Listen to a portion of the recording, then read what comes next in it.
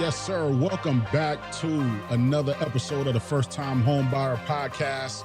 Listen, buying a house is exciting until it's not. For some couples, the home buying journey becomes a test of the relationship, not just the budget. What happens when one person is ready to buy and the other person isn't? Or when you disagree on everything from the location to the layout, the she shed versus the man cave. I hear that one a lot. Today's episode is called For Better or For Worse, because we're going to dive deep into the emotional side of buying your first home as a couple. I got some stories. I got some stories to tell, but welcome back to the First Time Homebuyer Podcast, where we turn renters into homeowners and confusion into confidence. I'm your host, Gerard Gibson, with the Gibson team at Coldwell Banker. And today, this episode is strictly for the couples, especially first-time home buyers trying to navigate this journey together. I've seen time and time again, one person dives into the home search and is ready, and, the other one just kind of drifts in the background. Conflicting priorities, communication breakdowns. It's real life, people. This is real life. But that's why I brought in somebody who helps couples navigate all of that and more. He's the host of the John Coaxom Podcast. His advice is real and relatable. All right. If you'll get a chance to see his content on his page, but he's very, very knowledgeable, and he's here to help us dive deep into the emotional side of buying homes. Let's welcome Mr. John Coaxom. John, thank you for joining me today. Hey, Gerard, my pleasure, man. Thank you for having me. And I hope to return the favor real soon on my podcast as well. No, definitely. So thank you for doing this. I was deep in thought one day, and I was thinking about, affordability and, how tough the market is for like single income households. And I did a video not too long ago on people kind of pooling their money together. Family members, cousins. I think Killer Mike did a video on Instagram. He was saying, if I could do this all over again, I get my cousins or whatever, put the money together and buy a house and live in one unit, whatever. The point is, I realized the power of two incomes, having two people in the household, with good income. And I thought about it, and I'm just like, where the couples at right now? In the past, I've dealt with a lot of couples. I've helped over 200 families, getting their first home. But I noticed that there are some conflicts. Like, you know what I mean? There's some things that we have to work through. And I got to say, I think I did pretty good, but I realize it happens over and over again. And, some of the common issues. And that's why I wanted to bring you on, so you can help us navigate through this process. So thank you again, my man. My pleasure. So let's dive into this and tell me a little bit about your background and what led you to become a relationship counselor. Is that your title? Technically, it's licensed professional counselor, Okay. But I can tell you this all started. I'm a pastor originally. Got a bachelor's of theology, then a master's of divinity. Went into pastoring full time, became ordained, licensed, all that kind of stuff. Nice. Been a pastor for over 13 years. And then I decided to go back to school and get a Master of Arts in clinical mental health counseling. I've always had a love for the mind, always just had a love for people. And what I like to tell people is, what I like to do is help people connect the dots, right? Which is to help people get from where they are to where they want to be in many different phases and facets. I've done that. That's just kind of the MO of my life. Mm-hmm. And so, as a pastor, we do a lot of counseling, probably mostly premarital counseling, Mm-hmm. right? Especially in our community. The pastor is kind of looked at as the person who is the sage, right? Has all this wisdom and knowledge. And so get a lot of couples. And then on the clinical side, I see virtually everything, but a lot of what I see also is couples. And that's probably the area that I'm most passionate about. So, and just to give the audience maybe a little difference in understanding, marriage and family therapists are therapists who strictly focus, obviously, on marriage and family. Mm-hmm. Licensed professional counselors, which I am, can kind of, we can see everybody and everything. Mm-hmm. But my passion within that discipline is dealing with couples or just relationships in period at any stage. Right. So, yeah. Cool. So that's awesome. So recently you've I kind of know some of the answers to this, but I want you to explain to them. Recently you've launched the John Coaxom Podcast, which I was able to catch an episode. But I watch a lot of your your social media reels almost every day. But what inspired you to start it? And what can you tell the people about the type of conversations and content that you're having there on your podcast? Yeah, man. I think what inspired me, actually, one of our coaches that we work with, man, really kind of helped me to understand what my passion was. I just have a lot of knowledge, man, kind of swirling in my mind, a lot of wisdom that I've accumulated over the years. I just needed to point it in the right direction, in something that I kind of knew I loved, but just didn't know if that's what I should be doing. Sort of, even on my social media platforms. So I started to really lean into relationships. And what I found, man, as a counselor, when you really look at everything, a lot of the things that people come into the counseling room for are interpersonal issues, right? It's not just stuff intrapersonal with themselves. It's stuff with other people in their life. My mom did this. I have this relationship with my father, my spouse, so on and so forth. And I realized just how integral relationships are in society. Not only that, I do believe that good marriages and healthy families will help make an ideal society, right? I think it'll help make our society better. The stronger families we have, the stronger, nuclear bodies we have in homes and living together and doing life together. I think that it's going to go a long way in improving our society. And as a matter of fact, if I had more time, I'd probably tell you about how many social ills actually point back to people growing up in, less than ideal childhood circumstances or home circumstances where they grew up. So I just feel like, giving my energy and time to relationships can really aid and help in that, and help to make the world a better place overall. For sure. That's dope, Yep. man. And I can see that passion in your listen, you get up, we just talked off camera about this. When you get up and you do something every day for free, that's passion. That's like, you know what I mean? Passion, Doc. Yeah, absolutely. and absolutely. You come with new content every day, and I definitely respect your hustle for sure. Appreciate that, man. All right, so let's dive into this. In your experience, how important is it for couples to be in agreement before starting the process? Have you have you dealt with that, or what are your tips to be getting on the same page before we dive out there? Yeah, so a lot of what I dealt with is, also my own experience as well in buying a house with my wife. But I will say this, I think for most people, most couples, a home will probably be the biggest purchase that they will make together in their lifetime. The largest, most expensive purchase, the biggest investment that they will make. And therefore, with a huge investment, obviously comes huge liability as well, right? Because you could potentially make a bad decision, a bad investment. There's a myriad of different scenarios that could happen there. So it's incredibly important for a couple to be on the same page when they're putting their money together, putting their names on this piece of paper saying that, hey, we are liable, for this home and we're going to pay this mortgage. We all know the statistics around finances, right?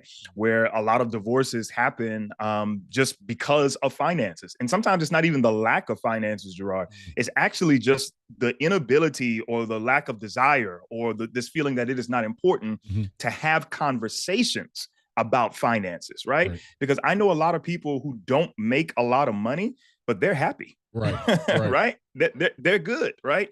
It's just this not being able to talk about it. So I think when you're approaching the stage of wanting to buy a home, you gotta talk about that, because you both need to be on the same page, because again, this is an investment. It is a risk, just like any relationship. And you should know that going in. Right. And so what are, okay, if me and my spouse were getting ready to make this move and I'm excited, I'm looking at properties, I'm moving forward, but I'm sensing that she's not on that same page, should I, what are some warning signs that there's a major issue, or should we just go along with the process just to try to keep the peace? Like, you know what I mean? Like, do I see those warning signs? Do I have that conversation, or do I just kind of ease her along and, just to try to keep the peace and, hoping that we'll get to the end of the tunnel peacefully? Like, you understand? Yeah, no, I completely understand. I think that no, a conversation should be had, right? I think, and one of the ways that you can tell that one of the partners is, probably, unsure or not really, engaging or not happy with the process is, giving sort of vague and non-committal responses, right? So it's just like, okay, yeah, whatever you want, or, that's fine. There's no excitement in it. When you're buying a home, again, this is a major investment. I remember when me and my wife, first bought our house, and it's, by no stretch of the imagination is it a mansion, but it's what we wanted. And, my wife, she was involved. We're not just going to get anything, you know what I'm saying? She was involved along the way. And I could tell the houses that we visited where she was sort of like, or whatever, she was probably okay with me making a decision because she kind of trusts my wisdom. But I could tell that she wouldn't have been happy with the ultimate decision for the long term. So I think, if one of the partners is being vague, if they're being non-committal, they're not giving any suggestions, they're not, getting on the calls or, going out to showings, that's a really bad sign and probably a recipe for disaster as well. So I would definitely have a conversation. Get on the same page. Yeah. Oh, absolutely. So for my couples, whether, somebody approaches me, whether it's the husband or the wife or whatever. But I always try to resort to, hey, listen, let's start a text group. I don't want you sending me properties and she sending me, like, you know what I mean? Let's create a text group where we're all in there and we can all see the properties, and have our own input, on everything, as opposed to having two separate conversations. I found that to be effective, just trying to keep everybody on the same page. And I'll give you another story. I'm going to say my ignorance, right? Because I didn't know any better. I was a first time home buyer, but I literally told my wife, I said, listen, when we're ready to buy a house, I'm just going to go buy it. I said, because I'm not going to be fighting with you over, this, that, and we still fight to this day. She wants a big yard and I'm like, you don't cut the grass. You know what I mean? So, but, so we have these conversations in real life, people, but, I grew up a little bit and I realized, like, listen, I can't take that away from her. I can't take that experience away from her. So I had to, reel myself in and, like you said, be able to have those conversations, to get on the same page. I think we're on the same page now. Yeah, no, absolutely, man. And you better be, man, just again, for the long term, right? So we can make these decisions in the short term if you want to. Go ahead, make it by yourself individually. Don't include the person. I promise you, you will see the effects of it in the long term. Somebody's not going to be happy. It's going to cost you later. Yeah, absolutely. Absolutely. 100%. All right. So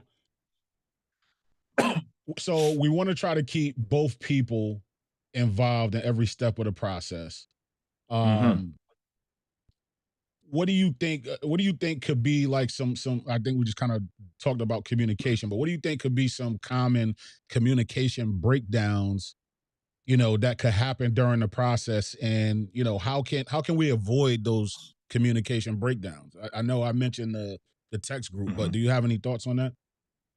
Yeah, absolutely. I mean, so first, just I think first that's a really good idea. I Mhm. remember when we were about to get our bathrooms remodel here at the house, and the guy who was coming over, he was like, or they said in some of the paperwork, I don't remember. He was like, make sure your partner is there when we do, show you some of the products that we have or whatever. And I was thinking to myself, like, why? I'm capable. I can make a decision or whatever.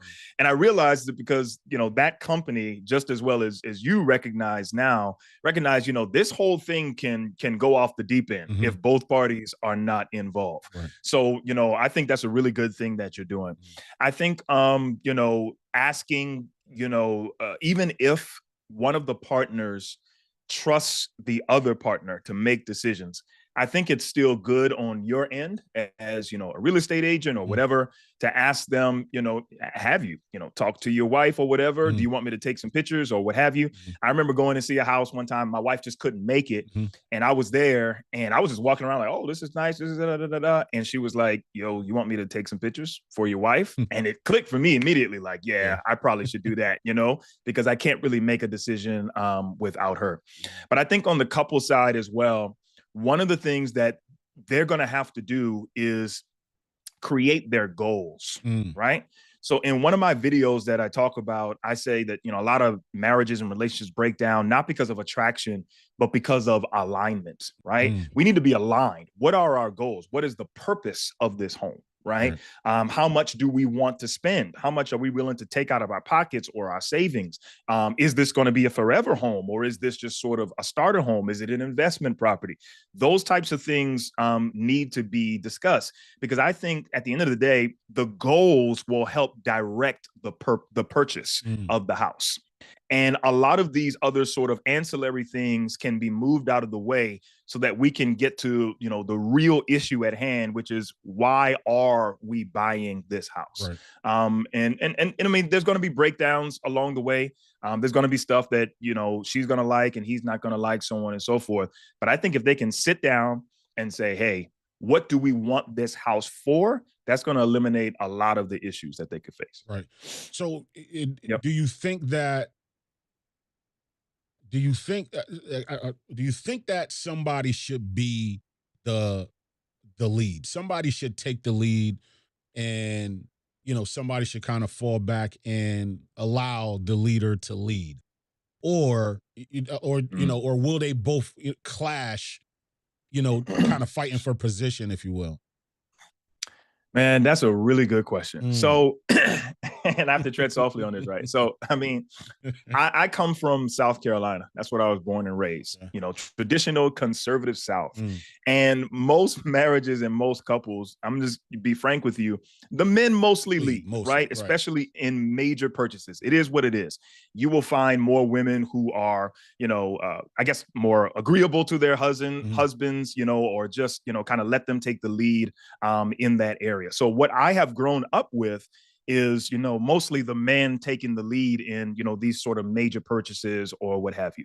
But I think now, as we kind of broaden our horizons, look over, the rest of the country and recognize that everybody is not traditional Mhm. and not conservative. Okay, I have to think with two minds when I talk about Yeah, this. yeah. One, And let's be yeah, clear. go I'm ahead. not saying Yeah. man or woman. I'm just saying, Right, should exactly. somebody be in charge? You know what I mean? Right, exactly. No, yeah, I completely understand. So on one hand, I've never seen co-leadership Right. work. I've never seen that. Right. I've never.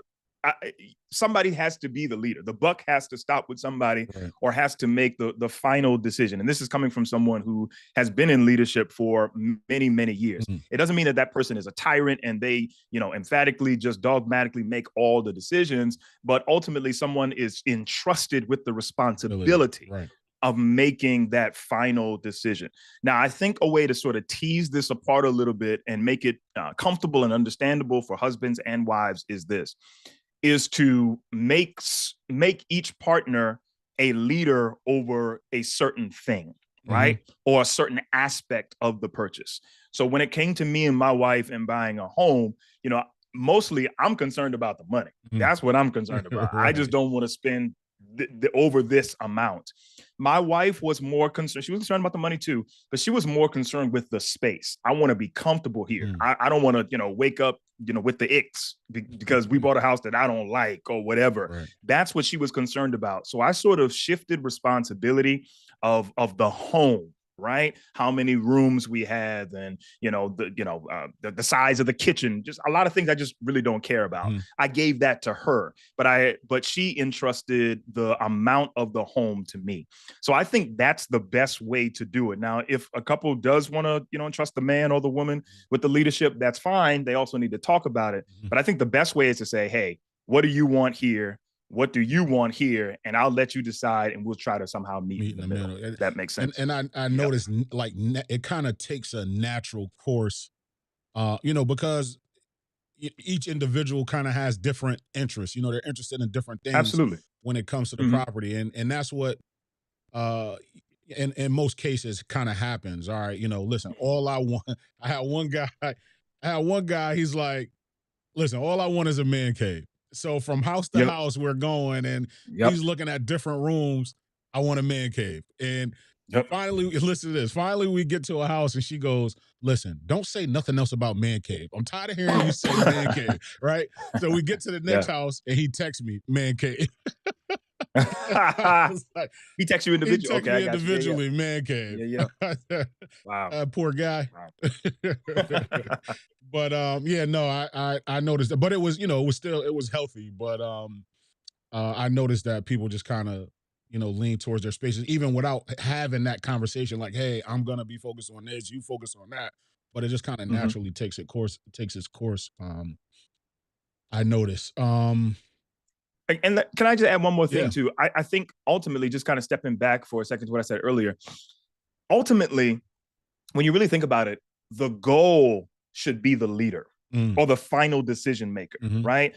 Not just anybody's individual preferences, right? So it's like, for me in leadership, I've had, a lot of board meetings. And before you have a board meeting, you got to have an agenda. And the agenda dictates what is talked about in that meeting. Period. Right. So somebody can't just come to the meeting and just, be like, hey, I want to bring this up or whatever. Well, it's not on the agenda. That's what we're focused on. And so I think if the couple can come together and say, this is the goal becomes the tiebreaker for any arguments or any conversations that they have. In other words, if you say, hey, the most we can afford is $250,000, but you take them to a house that has the she shed and the man cave and 5 bedrooms and a yard and a pool, but it's $400,000. Well, we have to come back to the goal. And the goal is we don't want to spend any more than $250,000. Right. And even though we may want these things, it helps us to make a decision without blaming the other person for not getting something. Right. It's the goal that sets the tone for what happens. Right. Yeah. I've seen I've seen this get ugly. You know what I mean? Like I've experienced breakups. Yeah. You know what I mean? Like, oh wow. Like I've seen it get ugly out of my control. Listen, I do everything I can to definitely keep our couples and our family referee together. Yeah, exactly. Yeah. But I've seen the other side, and so all right. So prime example, GP just asked a question. Shout out to GP. Thanks for watching, brother.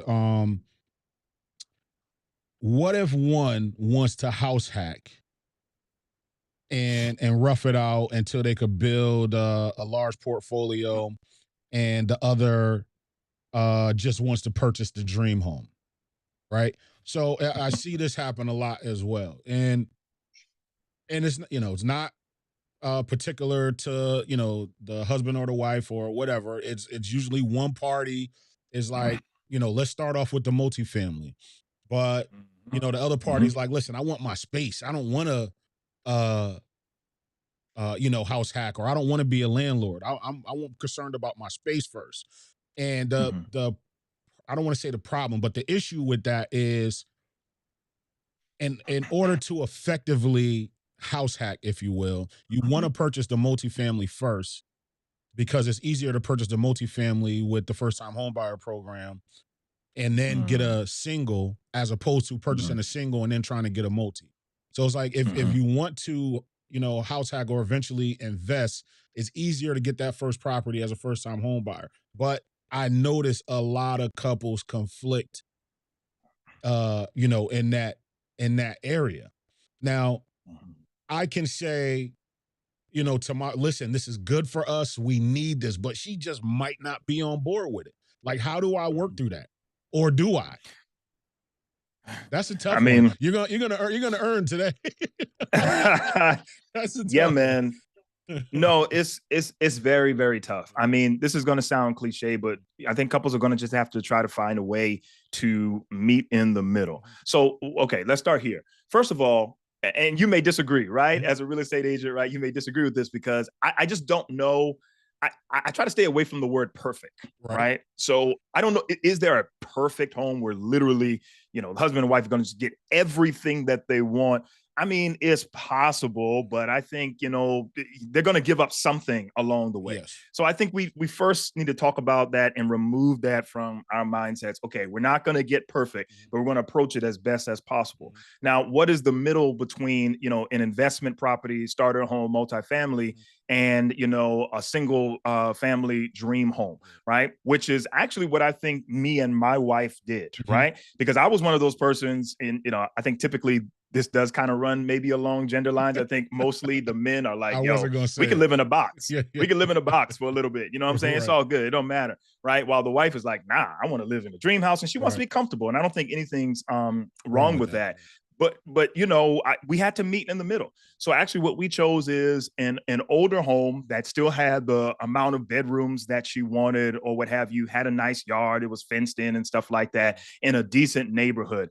And now we're not so over leveraged, right, in the price of the home or in the mortgage, where we're just kind of stuck here long term or whatever. Mhm. So we kind of met in the middle, and my wife was okay. I made sure that she had a lot of the things that she wanted, and she made sure that we weren't spending more than I wanted to spend on a home. So we're going to have to figure that out. But again, it all comes back to goals as well, Mhm. and figuring that out. Why are we buying a home? Mm. Do you, honey, do you want to stay here, for the rest of your life, Mm. right? Because what if the market goes crazy again, right? Mhm. Then we're kind of stuck.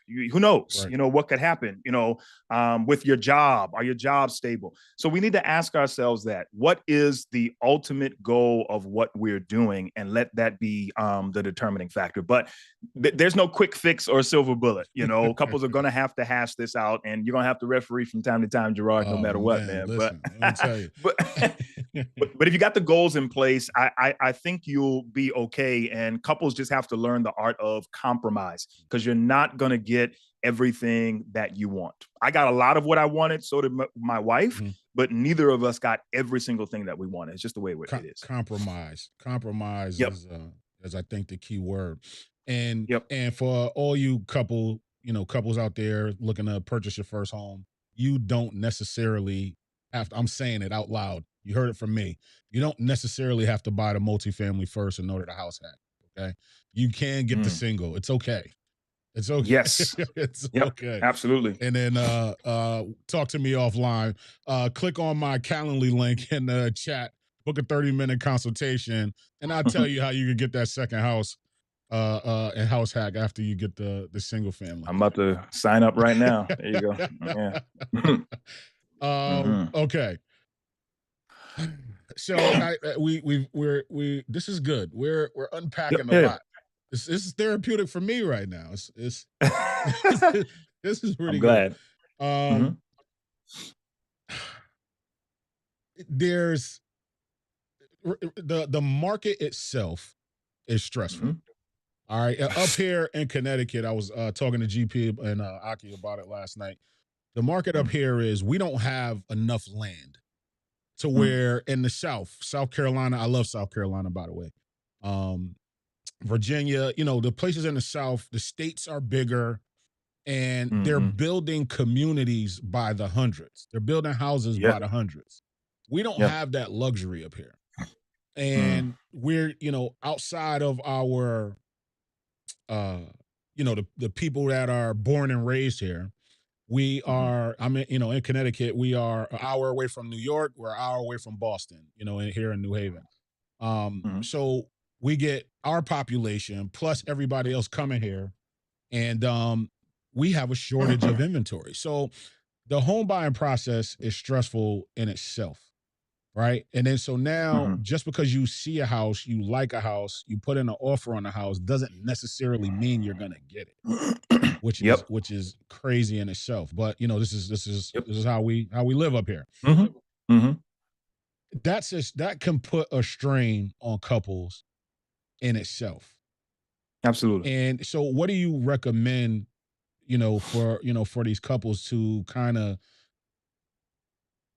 you know to help lower that stress? You know what I mean? Like how do you keep everybody calm and motivated in a positive way, Yeah, I think be realistic, from the outset. I think we all have, we're watching, I don't know, what's those shows on, what is that channel? House Hunters and all this kind Right, of right. Oh, stuff. yeah, no, People, totally this different. guy, he's like a butterfly farmer or whatever, and somehow he has $500,000 in the bank. It's just crazy stuff, Right, right? right. And then they get their dream home like on the first time, Mhm. So I think be realistic, right? That's not always how it works, and you may have to go through a few revolutions. And our real estate agent was very good. Mhm. I mean, she told us, from jump, when we just wanted to kind of see one home at a time, and she was constantly encouraging us to see more. You Right. know what I'm saying? To see more, throughout the weekend. She made herself available, which gave us the understanding that this was going to be more than likely a marathon Correct. and not a sprint. And that's okay. It's actually better that you do it that way. Mhm. Because for any major decision, you need to take your time and really process things. That's a good counseling word that I use a lot Mm. in the counseling room is to process things. In other words, to sit with things for a moment, to understand how you actually feel about it, and to understand if you can live with this purchase that you're about to make. Mm. And I'll give you, a story for your audience as well. When we bought this house, our first home, we walked in, my wife loved it immediately. And I thought it was cool because it was within the budget. I was like, yes, Mm. thank you, God. I mean, I'm just like, dancing, shouting, all this kind of stuff. We put in an offer, and then she told us, she said, somebody else, beat out your offer or whatever. And we were crushed. We were Mm. crushed in that moment because it was the only house that had everything we wanted within our budget at that time. And we were just tired and done and with renting. Mm. And so I ain't gonna lie to you, man. I was like, listen, I told her on the phone, I was like, I'm gonna pray about this. I'm gonna pray about this. And she was like, all right, do your thing, but she was like, yeah, this is kind of how it is. So we made to add some more homes, prayed about it. Next thing you know, she called me back and she was like, yo, if you pray like this, you need to be praying for me. She was like, the last offer fell through, and the owner is going to accept your offer. And that's literally how Mm. we got this house. Actually, sort of like a miracle situation or whatever. So one, yes, be realistic. Recognize that it's going to be a marathon and not a sprint. Recognize that you may get turned down a couple times, but just kind of keep hope alive. And I know that sounds cliche, but keep hope alive, because as you said, man, they're building homes all the time, Right. right? We understand that they're building homes all the time here in Columbus. The real estate engine is booming here. It's a nice family town and city and Mm. stuff like that. And people are moving out of homes. People are moving away for jobs and all that kind of stuff. Mhm. Something is going to become available. Right. What I don't want couples to do is to make a rash decision, right? In other words, take all of their goals and throw them away because they're like, well, we ain't gonna get nothing else. And so they just rush and do something. Right. I would rather them not do that. I'd like them to sit, process, see a few homes, and then make a good decision on it. For sure. I think Yeah. I try to book at least 3 homes, per outing, Mhm. per client, because you need options. So when you bought your home, was it seller's market, multiple offer situations, that type of stuff? Yeah, we definitely had multiple offers on it, Okay. Okay. on the home, Like and I competing don't. with other buyers is what I mean. Yeah, yeah, Okay. exactly. That's Okay. literally, yeah, what happened. Right. And then there were other buyers, and then one fell through. I think they Right. were about to get in contract or in contract, Mhm. and then one fell through. Right. So yeah, that was a situation for us. And Hmm. so one of my tactics for that is I tell my clients, listen, go see as many houses as you possibly can, and Absolutely. and write as many offers as you can. But yes, I don't want you to write an offer just for the sake of writing an offer. You got to want the house. Hmm. You know what I mean? Yes. Because when they Yes. do give you that call back and say you got it, I don't want you to regret that. Hmm. Like That's I right. need you to be excited about that. So yeah, we're faced with the same thing up here. And Hmm. I just noticed that it's it's a full-time job keeping everybody motivated and excited because, a lot of people aren't used to the letdown, you know what I mean? Yeah. Um and when you originally think of buying a house, you're not thinking of the seller's market, you know what I mean? Like like Yeah. Yeah. it's new for everybody. So I definitely think night how about like nightly meetings or meetings after Hmm. after we've seen a bunch of properties, like you said, to really sit down and process. So let's talk about that. What does that look like? Sure. How do we process? Or is everybody Yeah. different? Or is there a way you suggest we go about it? Yeah, I mean, everybody can be different, but I think Mm, what you suggested is really good. I mean, that's literally what, me and my wife did. We wouldn't always, talk in the presence of the real estate agent, you know mhm, what I'm saying? right. Because we just wanted to have a moment to ourselves and we didn't want to feel any pressure. But she was very accommodating in that. Mhm, And, then we'd come back and talk to her. right. She would like to hear our thoughts. And we felt comfortable talking with her. So I think for real estate agents, if any of them are listening, I would say, allow the couple that space Mhm, to be able to talk. Even if you're in the house and they're walking around, you know what I'm saying, mhm, and they're talking, you may yes go with them, show them stuff, and then take a step back and say, hey, I'll allow you guys to talk for a minute. I think that will really help the cause with couples. But then the couples should take it from there, and when they go home, yeah, go back again. I'm gonna say goals about 100 times in this podcast. Go back to their goals, look at it, dissect it, and say, what do you like and what didn't you like? right. Okay, what do you think about this? Literally just have a conversation about it, and if this home is really going to meet their goals. But then also too, part of that is projecting out into the future. Mm, And none of us are prophets. We can't see too far into the future, but try, you right. know so when it comes to finances and the mortgage, can we reasonably afford this for 2 to 3 years, Mhm, right? Which is, an average time, I guess, to sort of be in a house mhm, before you move on to another, or if you want to get an investment property or something like that. right. Can we afford this? What's our credit going to look like? Mhm, What about, John Jr. school and all mhm, this kind of stuff? We need to have conversations about that, as that day, hopefully, mhm, before a lot of the things that we've seen have gone from our mind. right. Also, this is something I did, man. The, I would go back and ride by the house a couple For times. You know what sure. I'm saying? Just ride around the neighborhood, look around, see who's hanging out here, who lives here, what's down the street, what kind of stores are here, whatever. I Right. just wanted to kind of put myself in that environment and ask ourselves, can we see ourselves living here, Right. right, for any length of time? So to me, that's what processing would look like. No, Yeah. definitely. Definitely. Thank you for that, Hmm. man. Yeah.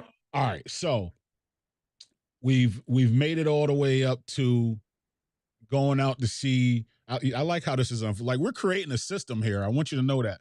Starting with goals is going to be goals, processing, Yes. and we'll find the Yes, third sir. one. But those are the two. Okay. All right. Those are the two major ones. But okay, now we've made it to the closing table, right? Okay. We're Mm, we're we're we're, scary. we're, we're gonna celebrate. Um, once the keys are in hand, how couples you need to celebrate. You know what I mean? It's a daunting process, Absolutely. but any idea of like how about like some rituals, traditions, or something that could help them start the new chapter? And I'm seeing a pattern here, and I kind of already know where this is going, but it's all Mhm, about communication, right? mhm, From mhm, what I'm hearing from you. So, mhm. how do we build, new rituals and new things, and as far as, maybe do we Sure. sit down every Sunday and talk about the budget, or what happens after we close? What should we be doing as a couple? Yeah. Yeah, I think first and foremost, man, and something I see lacking in a lot of couples is affirmation and Mm, sort of expressing gratitude to one another. mm, And the reason I say that is because when me and my wife actually got serious, all right, we want to get a house. We are tired of renting.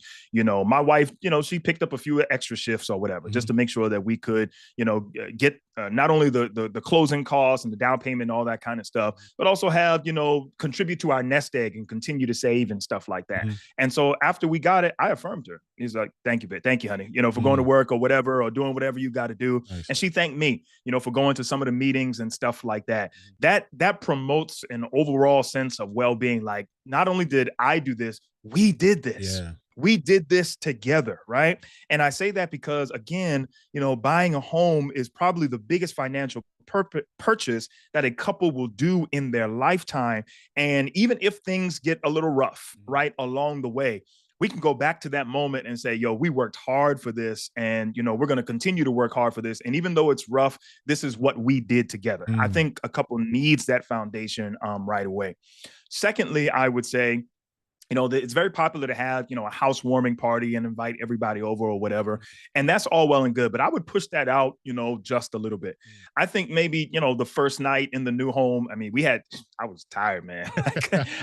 Because I started moving stuff from the apartment in our car. I probably made 20, 30 trips, just Uh, started doing stuff on my own just because I was so excited to get into the house, before the moving truck came and get all the big stuff. I just started moving stuff in. mm, But anyway, the first night or two that we were there, we're surrounded by all of these boxes, and the bed had not come or whatever. mhm, So I think we might have slept on an air mattress or something like that, mm, man.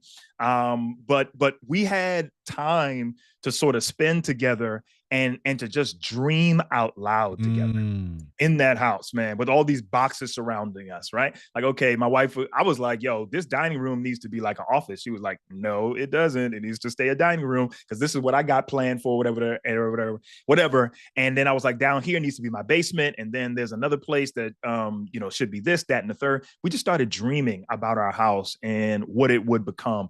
And I think that's important too. You can get some takeout and y'all sit on the floor and just rough it out one night and just dream together. I think that's good. Mm, Thirdly, these are just options here. Writing a letter, to your future selves about what you're building together.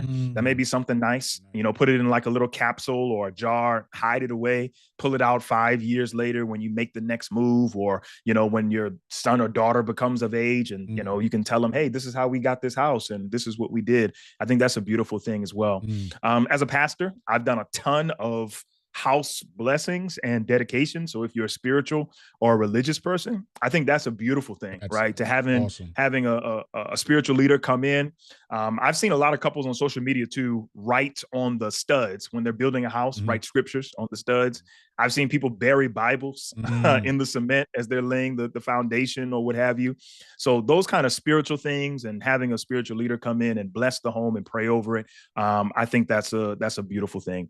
And then I think maybe, one of the last things you want to do is to have a housewarming party. Don't just jump to that, mhm, because what you're doing is you're inviting everybody into your space or whatever. And most people that you invite, your family and friends, they're going to mean well. They're not going to bash the house or anything like that. But many times when we have a housewarming, we want to show off what we have because we want to get people's approval. There's no way around that, right, right? That's kind of what we want ultimately, right, right? We want people to say, this is nice, this is dope, or whatever. right, And what happens if people don't give you that specific affirmation that you're looking for? right. So first, I want couples to lay that foundation of just themselves, celebrating, affirming, expressing gratitude to one another, gratitude to God, even blessing the Mm, home before they go any further. nice. Yeah.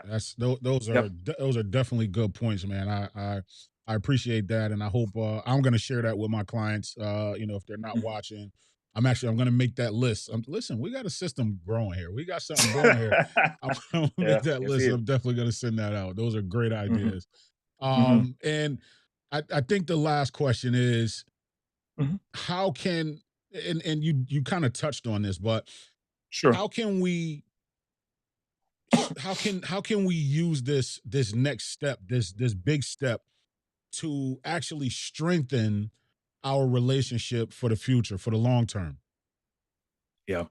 This is good. Good question, man. So, communication is probably 95, 99% of what I do when it comes to couples. I had a mentor who told me that, marriage and relationships, they're not, communication is not a part of it. Communication is marriage. Right, That's what it is. If, right. if you can't communicate, then you have nothing.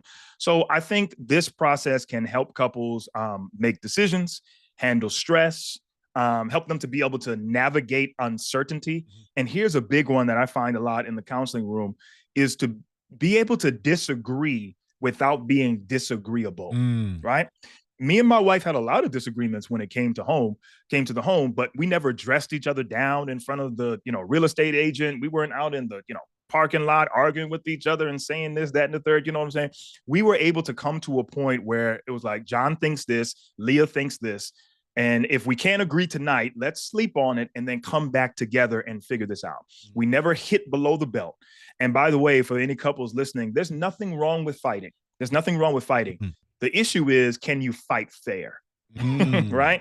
Can you fight without dragging your partner into the mud or demeaning them or insulting them?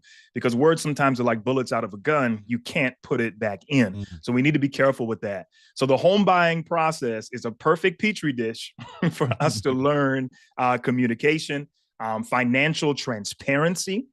You'd be surprised how many couples come into relationships and they haven't revealed their credit scores or any debts that they have and all these different types of things. And when it's time to buy a house, you know how it is. Yeah, They're gonna ask all the questions. right. They're gonna find out, It's gonna come out. and it's gonna come out, man. So financial transparency and teamwork can be learned as well. But to end, I guess, that on a positive note, also it can teach us how to celebrate milestones, For sure. big accomplishments and achievements that we've gained through our teamwork and working together. And I think that creating that habit, right, of celebrating milestones, communicating effectively, can strengthen any marriage and relationship over time. Mm. I will say this in closing, and Mhm. I'm listen. I'm not the relationship expert. I'm just telling you my experience, but Sure. I noticed that me and my wife are at our best when we are working towards a goal. When we're doing something together, Yes, like sir. we are Mhm. really at our best. And Mhm. buying a home is that thing, could be that thing for for you and your relationship. And do it together and take the pride That's right. and ownership of doing that together, and celebrate that milestone. It's a great journey. Even you, when you're like, that first night when you're sleeping in the box, around the boxes on the air mattress. Yeah. It sounds Yep. crazy, but I bet you It wouldn't sounds trade that crazy. feeling for the world. Not for the world, man. Awesome. It's etched in my memory for all time, and it's beautiful. Yeah, Yeah. absolutely. And I Mhm. hope you got movers. Listen, I'll never move myself ever again. You get movers from now on, man.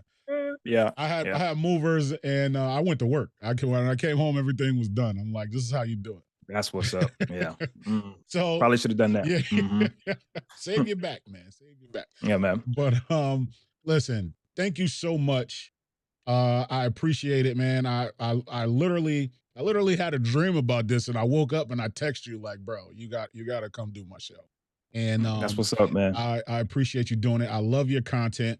Um, tell the people where they can find you. Yeah, I'm pretty much everywhere: TikTok, Instagram, and Facebook at John Coaxom LPC. You can also go to my website, johncoaxom.com, and there you can see, my podcast, some of the other things that I'm doing, and all the stuff that I offer as well. Nice. Are, johncoaxom.com. are you Yep. are you taking on new clients? Can you take clients in other states, or you just have to be in your state? How's that So work? Yeah, so from a clinical standpoint, just within my state, but Okay. I do coaching as well, Okay. and so anyone, anywhere, and plus I'm a pastor as well. Right. So technically, yes, I can see them. We don't call them clients, but if someone needs coaching, they can reach out to me at johncoaxom.com. Nice.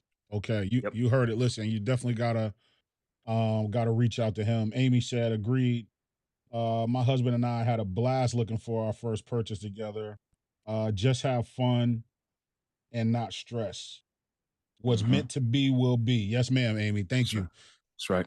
Amy, you and Brian have fun on everything. You guys, y'all different. Y'all cut different. Nah, they're good people for sure. Shout out to GP. GP put the fire Yo. emoji. Yes, Amir, sir. my boy Amir Glenn and his wife Yvette, they are they're like New Haven's real estate power couple. They created the Wealth Amy's laughing. They created the Wealth Beacon Foundation where they teach financial literacy. Um, they got great stuff going on over there. I gotta you gotta let me know when the next classes are, Amir. He said always great stuff. I'm glad you liked it. Shout out to everybody at work right now, checking out this content. Jason, thanks for watching. I see you. Um, I'll put uh I'll put John's info in the comments, and you guys go follow him. Go watch his content. Every day he drops a video. This guy is off the charts with it, but good content every single day. I promise you. For all my couples out there, but we're gonna get out of here, and I'll catch you on the next episode. John, anything in closing? Nah, man, I appreciate this. And as I said at the top, I'm going to return the favor, man. And this has been awesome. I'm learning a lot. I'm going to sign up for your stuff and I'm going to have you on my podcast as well. It's For good sure, stuff, man. for Yep. sure, man. So we'll catch you on the next one. Y'all have a good rest of your day. Talk to you soon. Peace.